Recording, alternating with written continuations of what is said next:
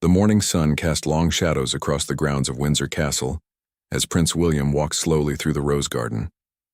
His footsteps were heavy, each one seeming to echo the weight he carried in his heart. The flowers bloomed beautifully around him, their vibrant colors a stark contrast to the darkness that had settled over the royal family in recent weeks. Catherine, the Princess of Wales, sat quietly on the stone bench where they had shared so many precious moments over the years. Her elegant frame seemed smaller now, more fragile than William had ever seen her. The diagnosis had changed everything. The doctors had been gentle but clear in their words, speaking of treatments and hope. But William could see the truth in their eyes. Time had become their most precious and limited resource. Kate looked up as William approached, her smile still radiant despite everything they were facing. That smile had captured his heart all those years ago at university, and it still had the power to make him forget the world around them, even if only for a moment. She patted the space beside her on the bench, a gesture so familiar and comforting that William felt his chest tighten with emotion. They sat together in comfortable silence, watching as their children played in the distance with their security detail. Prince George was teaching Princess Charlotte how to kick a football properly, while little Prince Louis chased after butterflies with the pure joy that only a child could possess. The sound of their laughter carried on the gentle breeze, a melody that both William and Kate tried to memorize, knowing that such moments of carefree happiness might become increasingly rare. Kate reached for William's hand, her fingers intertwining with his in a gesture that had become second nature over their years together. Her touch was warm, but he could feel the slight tremor that had developed recently, a reminder of the battle she was fighting within her own body. She squeezed his hand gently and he turned to look at her, seeing the strength and grace that had always defined her, even in the face of uncertainty. The palace had been a whirlwind of activity in recent days. Doctors coming and going, specialists consulting, treatment plans being discussed behind closed doors. The children had noticed the change in atmosphere, asking innocent questions that pierced William's heart. How do you explain to your children that their mother, the woman who had always been their rock, their source of comfort and stability, was facing something that even the best medical care in the world might not be able to fix? Kate had insisted on maintaining as much normalcy as possible. She still read bedtime stories to the children, still helped with homework, still tucked them in each night with kisses and whispered words of love. But William could see the effort it took, the way she had to pause sometimes to catch her breath, the fatigue that settled in her eyes despite her brave smile. The weight of responsibility sat heavily on William's shoulders. As future king, he had always known that duty would demand sacrifices, but he had never imagined it would ask him to face the possibility of losing the woman who had become not just his wife, but his anchor, his closest friend, his partner in everything that mattered. The thought of navigating the future without her by his side seemed impossible, a darkness he couldn't bear to contemplate. They had spoken little about the diagnosis in front of the children, but in the quiet moments they shared alone, the conversations were raw and honest. Kate had always been practical, discussing arrangements and wishes with a clarity that both amazed and devastated William. She worried about the children, about how they would cope, about ensuring they knew how deeply they were loved. She worried about William too, about the burden he would carry, about the loneliness that might follow. The royal duties continued, of course. There were engagements to attend, appearances to make, the endless cycle of obligations that came with their positions. But each event now carried an underlying tension, the awareness that these might be among their last public appearances together. The media had begun to notice subtle changes. The way William stayed closer to Kate's side, the protective way he watched her during public events, the careful scheduling that allowed for more rest between engagements. Kate had requested that they spend more time at their private residence, away from the formal protocols of palace life. She wanted the children to have normal memories, family dinners around the kitchen table, movie nights on the sofa, lazy Sunday mornings without the pressure of royal obligations. These simple moments had become precious beyond measure, each one treasured and held close to their hearts. The garden around them was filled with the flowers Kate had personally chosen and planted over the years. Roses in shades of pink and white, lavender that filled the air with its soothing scent, and the climbing jasmine that bloomed along the garden walls. She had poured her love into this space, creating a sanctuary where their family could find peace and privacy. Now, sitting among her beloved flowers, William realized that this garden would forever hold the memory of this moment, this quiet conversation that was changing the course of their lives.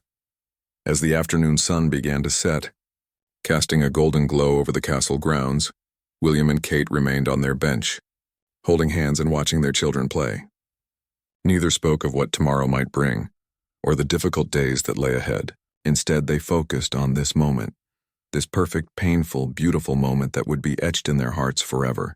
The quiet farewell had begun, not with grand gestures or dramatic declarations, but with the simple act of two people who loved each other deeply, facing an uncertain future together with grace, dignity, and an unshakable bond that not even the greatest challenges could break. The treatment center in London was unlike anything William had expected. Instead of the cold, clinical atmosphere he had feared, the walls were painted in warm, soothing colors, and natural light flooded through large windows overlooking a peaceful courtyard garden.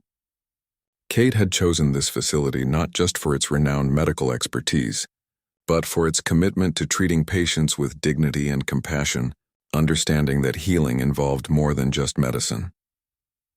William held Kate's hand as they walked through the corridors for her first appointment. She had dressed carefully that morning, choosing a simple blue dress that brought out the color of her eyes, applying her makeup with the same attention to detail she had always shown for public appearances.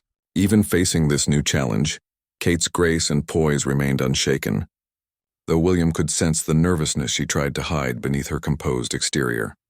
The medical team was led by Dr. Sarah Matthews, a woman whose reputation for both clinical excellence and patient care had made her the obvious choice for Kate's treatment. She explained the process with patience and clarity, never talking down to them, never making assumptions about what they did or didn't understand. Kate asked thoughtful questions, taking notes in her neat handwriting, approaching this new chapter of their lives with the same methodical preparation she brought to everything else. The children had been told that Mummy needed some special medicine to help her feel better. They accepted this explanation with the innocent trust that only children possess, though William noticed that they stayed closer to Kate now, as if sensing that something important was happening that they didn't fully understand. Prince George, wise beyond his years, had started helping more with his younger siblings, reading stories to Charlotte and playing games with Louis when Kate needed to rest. The first treatment session was harder than either William or Kate had anticipated. The side effects were immediate and unforgiving, leaving Kate exhausted and nauseated despite the medications designed to help. William stayed by her side throughout, holding a cool cloth to her forehead, helping her sip water and simply being present in whatever way she needed. The strong, independent woman who had captivated the world with her confidence now needed help with the most basic tasks, and William provided that help without hesitation or complaint. Between treatments, they tried to maintain their normal routines as much as possible. Kate insisted on continuing with some of her royal duties, though the schedule was significantly reduced and carefully planned around her treatment days. The public appearances were shorter now, with more time built in for rest, and William never left her side. The media began to notice these changes, but the palace's carefully crafted statements spoke only of a temporary reduction in engagements due to health considerations.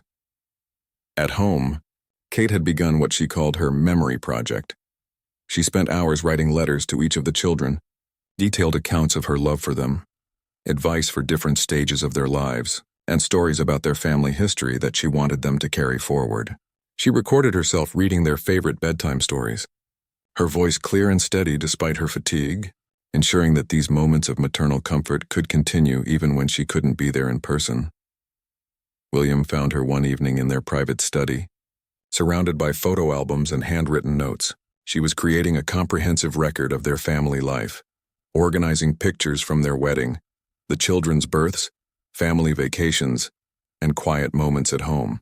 Each photograph was carefully labeled with dates and memories, creating a legacy that would help their children understand not just what happened in their lives, but how deeply they were loved throughout every moment. The treatment days became a routine that the family learned to navigate together. William would drive Kate to the center early in the morning, and they would spend the day there while the children attended school. The staff became familiar faces, offering not just medical care but emotional support for the entire family. There was a small library in the treatment center where William would read while Kate rested, and sometimes she would join him, their hands intertwined as they sat together in comfortable silence. Kate's determination during this time was both inspiring and heartbreaking. She approached each treatment with courage, never complaining about the discomfort or the disruption to their lives. She maintained her interest in the charitable causes she had always championed, following up on projects from her hospital bed when necessary, ensuring that the work she cared about would continue, regardless of what happened to her personally.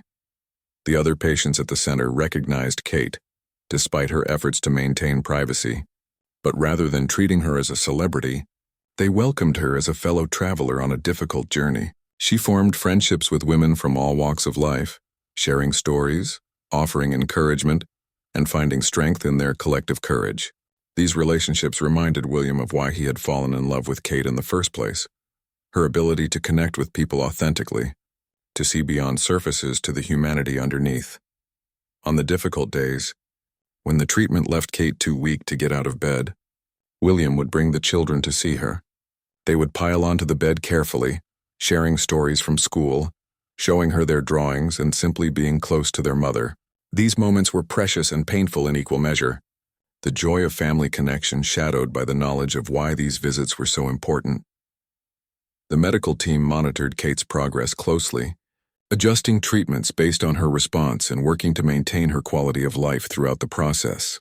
There were good days and bad days, moments of hope when the numbers looked encouraging and setbacks that tested everyone's resolve. Through it all, Kate maintained her grace and William remained her constant companion, facing each day together with the same partnership that had sustained them through years of public service and private joy. As the weeks passed, the treatment center became almost like a second home. The staff knew their preferences, understood their routines, and provided care that went beyond medical necessity to encompass the emotional needs of a family facing an uncertain future. It was here, in this place of healing and hope, that William and Kate's quiet farewell continued to unfold, marked not by dramatic moments but by the steady accumulation of shared experiences, mutual support, and unwavering love. The children's questions became harder to answer as the weeks turned into months. Prince George, now old enough to understand that something serious was happening, had started watching his parents with the careful attention of someone trying to solve a puzzle. He noticed how his father's smile sometimes seemed forced, how his mother moved more slowly than before, how the adults stopped talking when he entered a room. His innocent questions cut straight to William's heart. Why does Mummy get so tired? When will she feel better? Is everything going to be okay? William and Kate had many long conversations about how much to tell the children and when.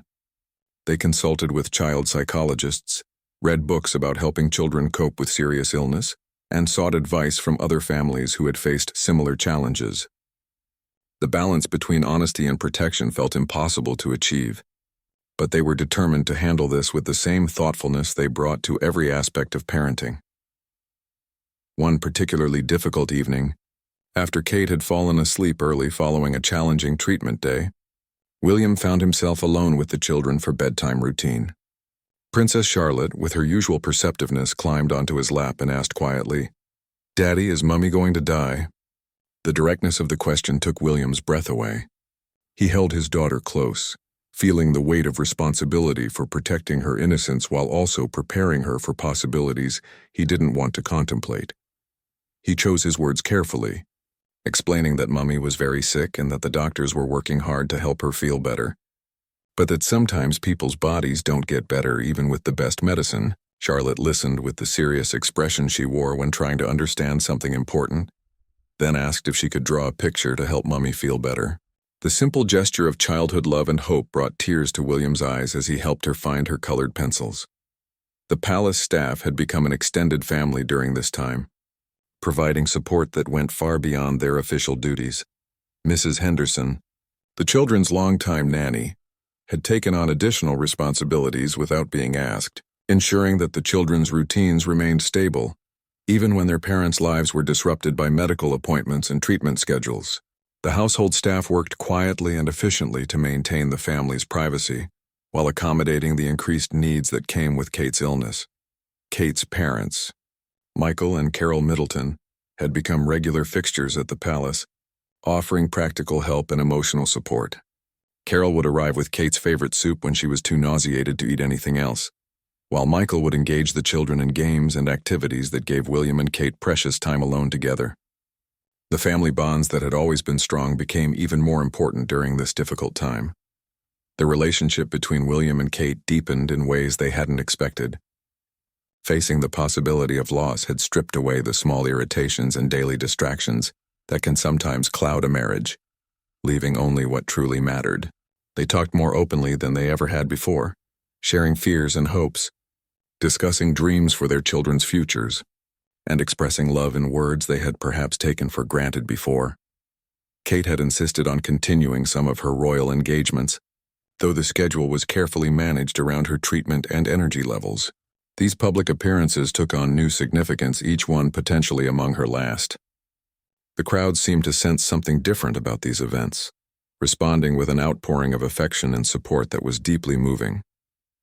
People would travel great distances just to see her, to offer flowers or cards, to share in some small way the love and respect they felt for their future queen. During one particularly memorable engagement at a children's hospital, Kate spent extra time with each young patient, seeming to draw strength from their courage and resilience. She understood in a way she never had before what these children and their families were experiencing: the fear and uncertainty, the hope and determination. The connection she felt with them was profound and authentic, born of shared experience rather than mere sympathy. The treatment team had become honest with William and Kate about the realities they were facing. While the treatments were having some positive effects, the progression of Kate's illness meant that difficult decisions lay ahead. They discussed quality of life, treatment options, and the importance of spending time on what mattered most to them as a family. These conversations were painful but necessary, helping them make informed choices about how to use whatever time they had left. Kate began to speak more openly with trusted friends about her wishes for the future. She wanted the children to remember her as strong and loving, not defined by illness. She wanted William to find happiness again someday, though she knew he couldn't imagine that possibility now. She wanted their work for charitable causes to continue, their commitment to service to remain a family legacy. These conversations required tremendous courage from everyone involved. The quiet moments became the most precious. Saturday mornings when the children would pile into their parents' bed, creating a tangle of arms and legs and sleepy laughter. Evening walks in the garden when Kate felt well enough, with William's arm around her waist for support as much as affection. Bedtime stories read together, with Kate's voice growing softer but never losing its warmth. These simple family rituals took on profound meaning, as everyone unconsciously tried to memorize every detail. William had started his own version of Kate's memory project, writing down conversations, recording family moments, and documenting the daily life they shared. He wrote about Kate's laugh, the way she hummed while cooking, her patience with the children's endless questions, her grace under pressure.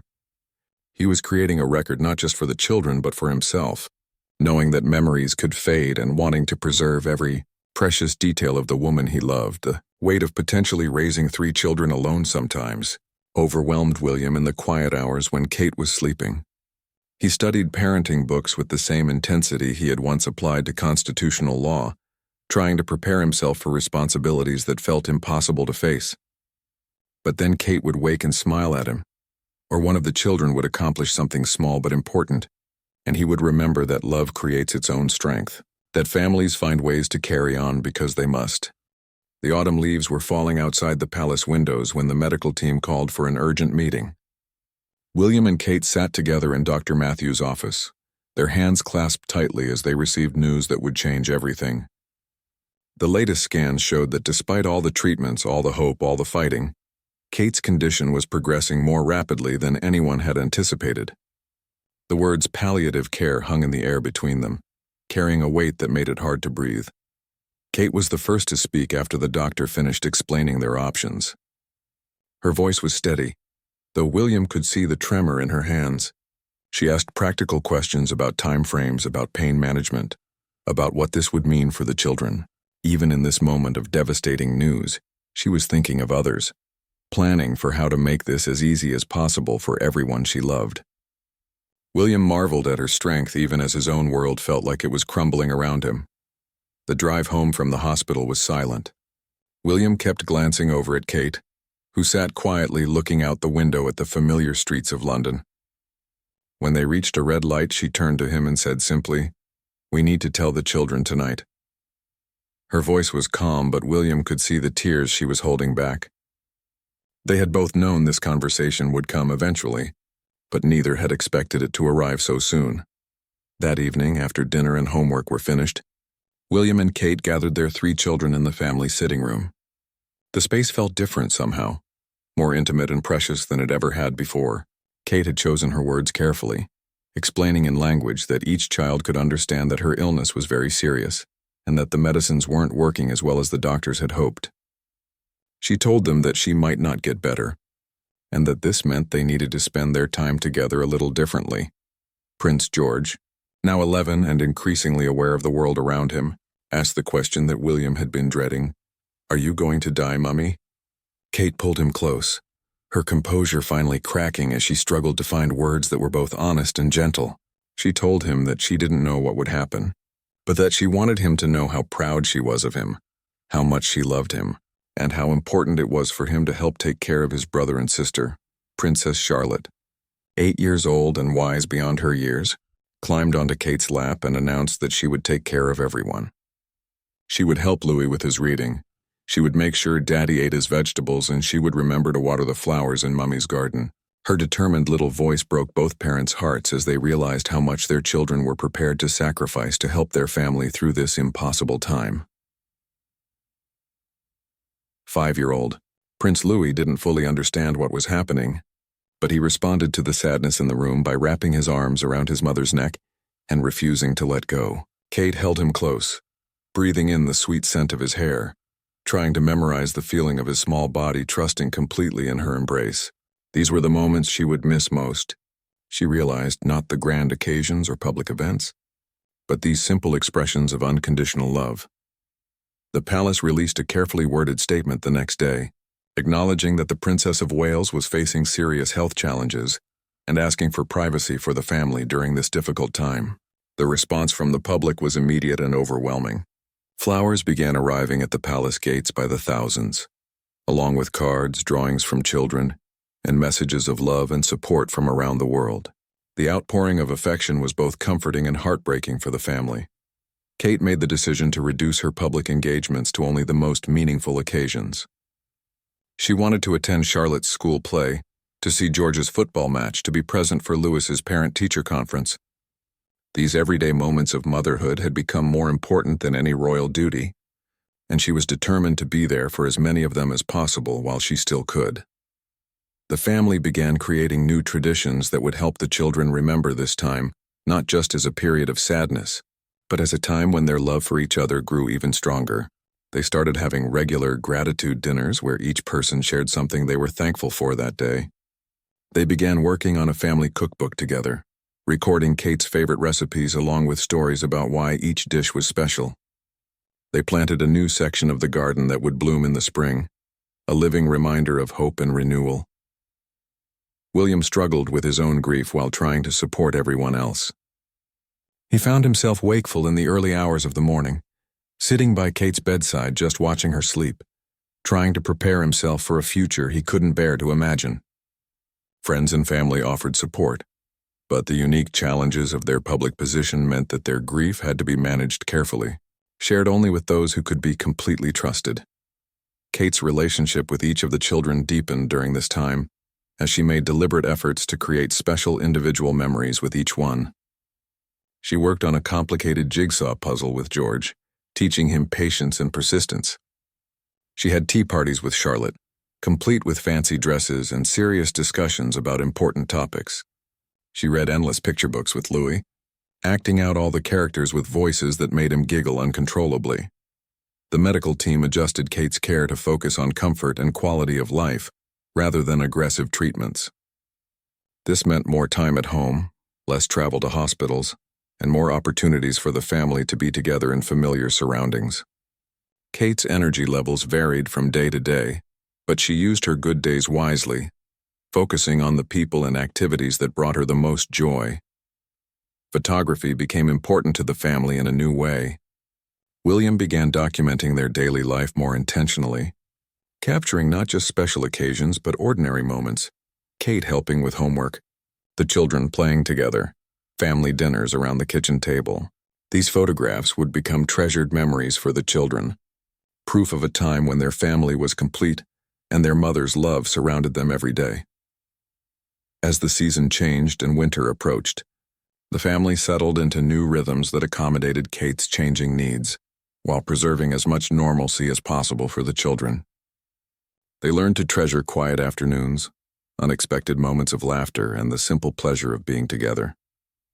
The quiet farewell was no longer something they were approaching. It had become the backdrop of their daily lives, making every shared moment both precious and poignant.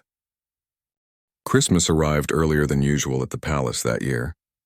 Kate had insisted on celebrating the holiday in November, knowing that December might bring challenges that would make festivities difficult.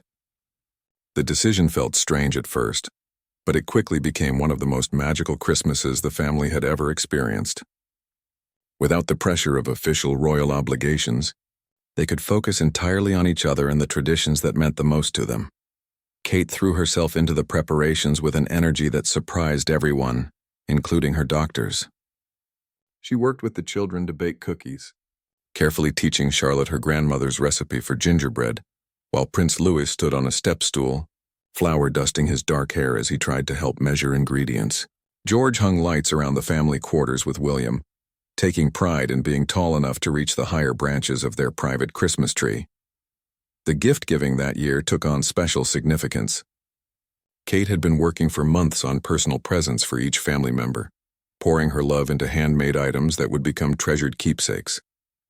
For William, she created a photo album chronicling their entire relationship, from their university days through their wedding and the birth of each child. Each page was carefully crafted with her own handwriting, documenting not just events but feelings, inside jokes, and promises for the future. For the children, she had written and illustrated personalized storybooks that cast each of them as the hero of their own adventure. George's story was about a brave prince who learned to lead with kindness and wisdom. Charlotte's tale featured a clever princess who used her intelligence to solve problems and help others. Louis's book was filled with colorful animals and simple lessons about friendship and courage. Each book concluded with a letter from Mummy, expressing her hopes and dreams for their futures. The Christmas morning gift exchange was filmed on William's personal camera, creating a record of laughter, surprise, and pure family joy that seemed almost impossible given their circumstances. Kate wore a red sweater that brought out the color in her cheeks, and for a few precious hours it was easy to forget about illness and uncertainty. The children were delighted with their presents, but they seemed most happy simply having both parents relaxed and focused entirely on them. After the gifts were opened, Kate retreated to her bedroom for a rest while William helped the children organize their new toys. She watched from the doorway as her husband got down on the floor to build Lego sets with Louis, his serious concentration on the instruction manual making her smile. These ordinary moments of fatherhood would continue after she was gone, she realized, and the thought brought both comfort and sadness. The family had decided to spend the actual Christmas holiday at Sandringham with the extended royal family, despite concerns about Kate's health. She was determined to maintain some normal traditions for the children, and the annual gathering at the Queen's country estate had always been one of their favorite times of the year. The decision required careful planning, with medical staff on standby and a modified schedule that allowed for plenty of rest. But Kate was adamant that they should go. The journey to Sandringham was different this year. Instead of the usual excitement about seeing cousins and participating in traditional games, there was an underlying awareness that this might be Kate's last Christmas with the extended family. The other family members were careful not to treat her differently, but William noticed the extra hugs, the longer conversations, the way people seemed to be memorizing moments with her. King Charles and Queen Camilla had arranged for private time with William and Kate during their stay. The conversation was difficult but necessary, addressing practical matters about the children's futures and the continuation of royal duties. Charles, who had faced his own health challenges, offered wisdom about finding strength in dark times and the importance of allowing others to provide support when it was needed. Kate's final public appearance came during the traditional Christmas Day walk to church at Sandringham. She had insisted on participating despite her weakness, wanting to acknowledge the crowds who had gathered and to show the children that royal duty continued even during personal struggles. Dressed in an elegant coat the color of winter sky, she walked slowly but gracefully beside William, smiling and waving to well-wishers who called out messages of love and support. The photographs from that day would later be cherished by people around the world. They captured Kate's dignity and grace under the most difficult circumstances, but also the clear evidence of her illness in her thin frame and careful movements, William's protective presence beside her, and the children's mix of excitement and concern, told a story that touched hearts across the globe. After returning from church, Kate spent most of the afternoon resting while the children played with their cousins. She could hear their laughter through her bedroom window, and the sound filled her with a complex mixture of joy and melancholy. These children would grow up together, supporting each other through whatever challenges lay ahead, and she found comfort in knowing that George, Charlotte, and Louis would always be part of this larger family structure. That evening, the immediate family gathered in Kate's room for a quiet dinner together. The palace staff had arranged for their favorite meal to be served on their finest china, creating an atmosphere of special celebration. Kate managed only a few bites, but she was present for the conversation, laughing at Louis's silly jokes and listening to Charlotte's detailed analysis of the day's events. As the children settled into bed that night, each one came to say goodnight to Kate individually. These private moments between mother and child were sacred, filled with whispered words of love and gentle reminders about being kind to each other and helping Daddy. George lingered the longest, seeming to understand that these bedtime conversations were becoming more precious with each passing day. William joined Kate in their bedroom as snow began to fall outside the windows. They sat together watching the white flakes drift past the glass, both thinking about Christmases past and the uncertain future ahead.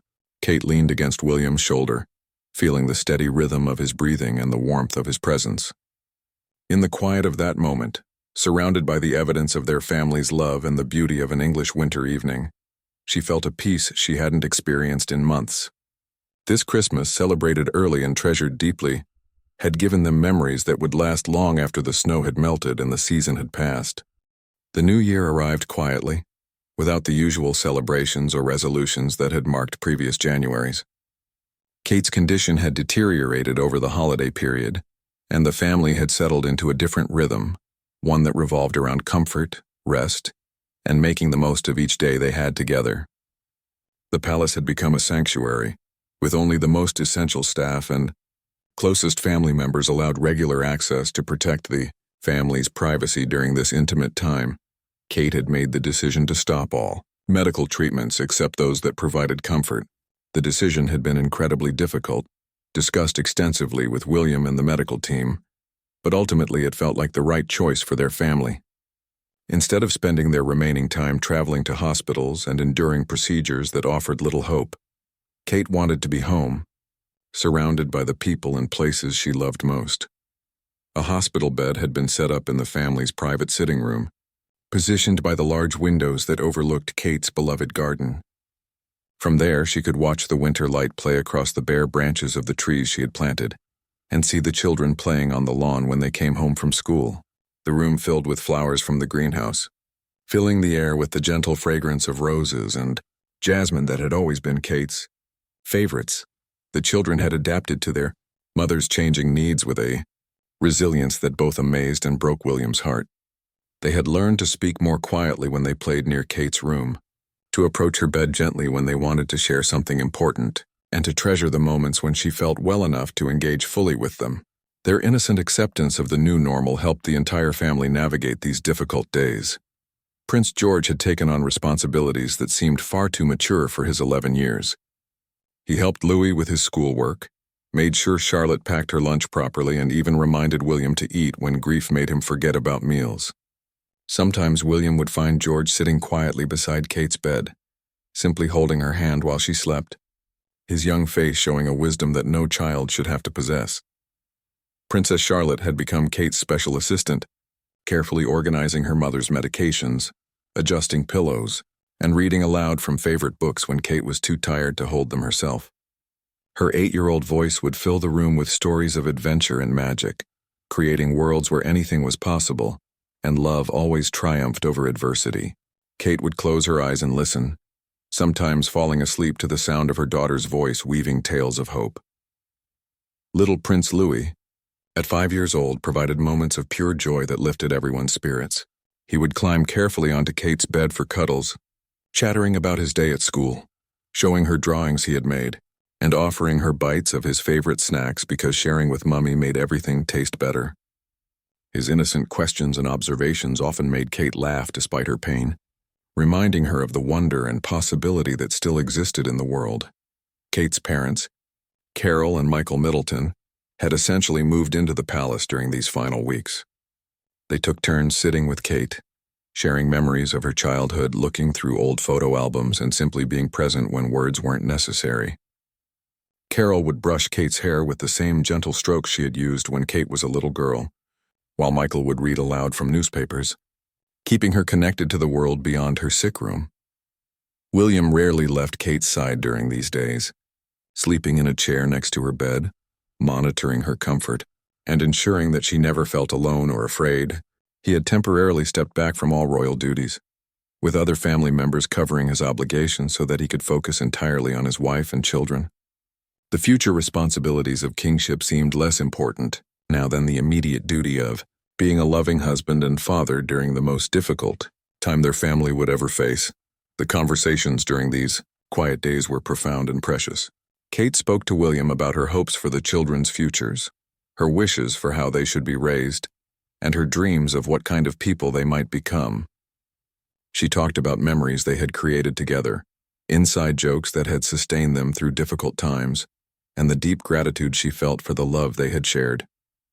These talks were painful but necessary, creating a bridge between the life they had built together and the future William would have to navigate alone. Kate also spent individual time with each child, creating special memories and sharing important wisdom that she wanted them to carry forward. With George, she talked about leadership and service, about the importance of using privilege responsibly, and always considering how his actions might affect others. With Charlotte, she discussed strength and independence, encouraging her daughter to be brave in pursuing her dreams and to never let anyone diminish her intelligence or capability. With Louis, she focused on kindness and joy, reminding him to find happiness in small things and to always treat others with compassion. The medical team had arranged for Kate to have access to the best possible palliative care, ensuring that her pain was managed and that she could maintain as much dignity and comfort as possible. The nurses who came to the palace were not just skilled professionals but compassionate caregivers who understood the unique challenges of providing end-of-life care for someone in the public eye while respecting the family's need for privacy and normalcy. Friends and family members began making quiet visits to say goodbye. These conversations were difficult but important, allowing Kate to express her love and gratitude to the people who had enriched her life. Each visitor left with their own precious memory of her grace and strength, amazed by her ability to comfort others even while facing her own mortality. As February arrived, Kate's energy continued to decline, but her spirit remained strong. She found joy in small moments, the sound of rain on the windows, the warmth of William's hand in hers, the children's laughter echoing through the palace halls. She had accomplished what she most wanted during this final chapter, to show her family that love could endure even the darkest times, that dignity could be maintained in the face of suffering, and that saying goodbye could be an act of profound love rather than just an ending. The quiet farewell was entering its final phase, marked not by dramatic scenes but by the accumulation of whispered conversations, gentle touches, and the deep peace that comes from knowing that love has been fully expressed and completely received. In the sanctuary of their home, surrounded by family and filled with gratitude for the life they had shared, Kate was preparing to give her family the greatest gift she could offer, the example of how to face the inevitable with grace, courage, and unwavering love. The morning of February 14th dawned clear and bright, with winter sunlight streaming through the windows of Kate's room at the palace. It seemed fitting that the end would come on Valentine's Day, a holiday that had always held special meaning for William and Kate since their university days when they had shared their first Valentine's dinner together in their tiny student flat. The irony was not lost on either of them that love would bookend their story in this way. Kate had woken earlier than usual that morning, feeling surprisingly alert and peaceful. She asked William to help her sit up so she could look out at the garden, where the first brave crocuses were beginning to push through the winter soil. The sight of those tiny purple and white flowers emerging from the frozen ground filled her with hope for the spring that was coming, a spring she would not see but her children would. Life would continue, beautiful and persistent just as it always had. The children came to see her before school, as had become their routine over the past weeks. Each one climbed carefully onto her bed for a morning cuddle, sharing their plans for the day and receiving Kate's gentle reminders to be kind to each other and to listen to their teachers. George lingered the longest, seeming to sense that this morning was different somehow. Kate held him close, breathing in the scent of his hair, and whispered words of love and pride that he would carry with him forever. Princess Charlotte brought her mother a drawing she had made the night before, a picture of their family standing in the garden, surrounded by flowers and sunshine. Everyone was smiling in the picture, and Kate was wearing her favorite blue dress. "This is how I want to remember us," Charlotte said with the wisdom of someone far older than her 8 years. Kate held the drawing close to her heart, tears streaming down her face as she thanked her daughter for the beautiful gift. Little Prince Louis, still not fully understanding what was happening but sensing the importance of the moment, climbed onto Kate's lap and announced that he had a secret to tell her. He whispered in her ear that he loved her more than all the stars in the sky, a phrase she had said to him every night since he was born. The simplicity and innocence of his love broke Kate's heart, even as it filled her with overwhelming gratitude for the privilege of being these children's mother. After the children left for school, William and Kate spent the morning alone together, talking quietly and simply being present with each other. They looked through photo albums, remembering their wedding day, the births of their children, family vacations, and countless small moments that had made up the fabric of their life together.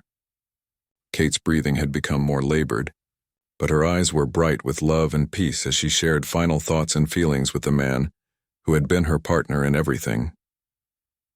Kate's parents arrived in the afternoon, along with William's father, King Charles, and stepmother, Queen Camilla. The room filled with quiet conversation and gentle laughter as they shared memories and expressed their love for Kate. There was no drama or hysteria, just the profound sadness and deep gratitude that comes when a life well lived is drawing to a close. Kate dozed periodically, but she was aware of the presence of everyone she loved surrounding her with support and affection. As the afternoon wore on, Kate's condition began to change. The medical team, who had been monitoring her carefully, confirmed that the end was approaching. William sent word to the children's school that they should be brought home immediately. He wanted them to have the chance to say goodbye, to be part of this final chapter of their family's story together. The children arrived home to find their mother awake and alert, though clearly very weak. One by one, they approached her bed for private conversations that would remain sacred to each of them. Kate spoke to each child individually, expressing her love, sharing her hopes for their futures, and reminding them of important lessons she wanted them to remember. Her voice was soft but clear as she told them how proud she was to be their mother, and how much joy they had brought to her life. As evening approached, the immediate family gathered around Kate's bed. William held her hand while the children snuggled close to her, careful not to cause any discomfort but needing to be near their mother. Kate's breathing had become very shallow, but she was peaceful and surrounded by love. She looked at each face around her bed, memorizing the features of the people who had made her life complete. The room was filled with a profound quiet, broken only by the gentle sound of Kate's breathing and occasional whispered words of love. William told her stories about their early days together, reminding her of moments that had made them both laugh, adventures they had shared, dreams they had pursued together. His voice was steady and strong, a final gift of comfort for the woman who had been his anchor and his joy. As the clock approached midnight, Kate's breathing became even more peaceful. She squeezed William's hand one last time, looked into his eyes with all the love she possessed, and whispered, "Thank you for the most beautiful life." Those were her final words, spoken with gratitude rather than sadness, expressing appreciation for the extraordinary journey they had shared rather than regret for what was ending. Kate passed away peacefully in the early hours of February 15th, surrounded by her family and filled with the knowledge that she was deeply loved. The room remained quiet for a long time afterward, as William and the children stayed close to her, not yet ready to let go of their final moments together. When they finally did step away, it was with the understanding that while this chapter had ended, the love they shared would continue forever. The world would mourn the loss of Catherine, Princess of Wales, celebrating her grace, her service, and her dedication to her family and her duties. But for William and their 3 children, the loss was far more personal and profound. They had said goodbye to the heart of their family, the woman who had been wife, mother, friend, and inspiration. Their quiet farewell had ended, but the love that had sustained them through this difficult journey would carry them forward into whatever came next. Forever changed but never diminished by the experience of loving someone so completely and being loved so fully in return.